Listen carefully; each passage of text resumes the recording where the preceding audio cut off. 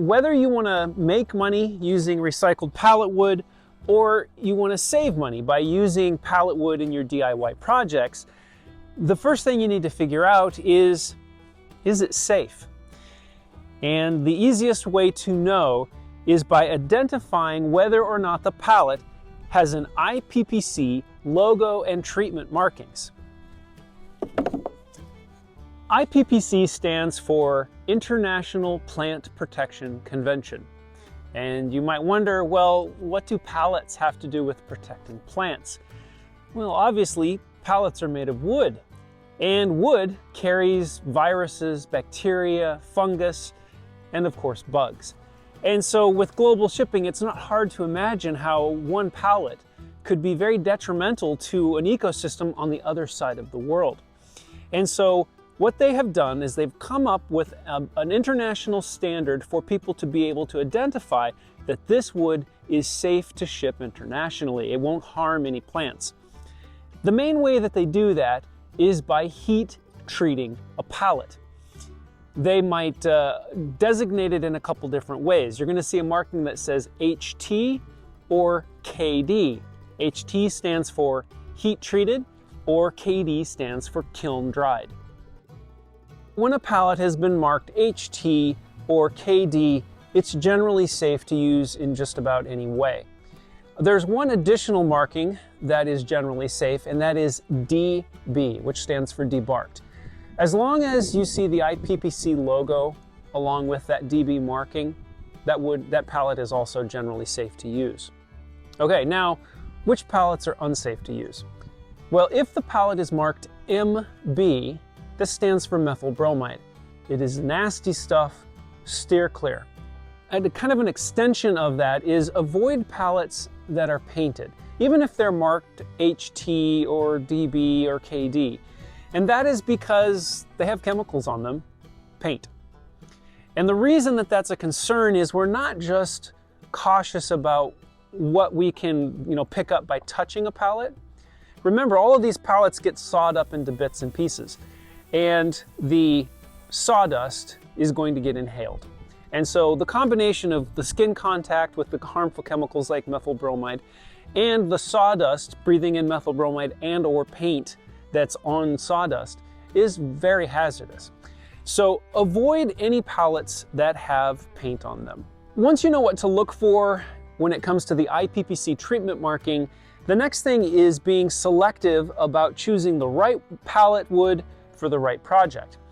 In general, pallets come in two types of wood, oak and pine. Oak pallets tend to be harder, much heavier, and much more durable. And so a lot of times those are really well suited for outdoor projects.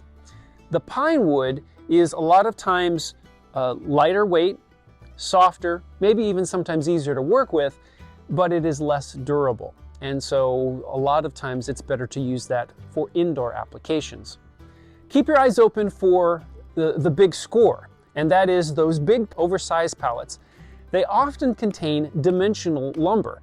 I have found dimensional 2x4s and 4x4s in pallets that are oversized. And so whenever you do that, whenever you find those, you're saving $2, $3, $4 a board. Okay, what about when it comes to finding pallets? How do you find pallets? Here's what I do. The first thing that I do is look online at places like Craigslist and Facebook. There are lots of pallets to be found out there. Once I have gone through those, found the ones that are nearest to me that make sense, another thing that I'll do is I'll go to satellite maps like Google Maps and find industrial parks near where I live, because usually that's where the majority of the pallets can be found, is in industrial parks. Now, once you do that, you can set up kind of like a little route. Currently, I'm working on a pallet wood sauna, and I need a lot of pallets to make shingles for the exterior. So I'm on a weekly basis, I'm doing my little route to find all of the different pallets. And I've kind of learned, how they make it clear that they want you to take these pallets. Usually they'll sit them out on the curb. But this is where some caution needs to be exercised. Sometimes it's hard to tell whether or not they want people to take those pallets. And when you're not sure, you need to ask, because some pallets are leased. The industrial area that's using those pallets don't own those pallets. Those pallets need to be returned to a vendor. And if you take them, you could end up really making some people very angry and perhaps souring any possibility of ever getting pallets from that location ever again. So when in doubt, ask. So there you go.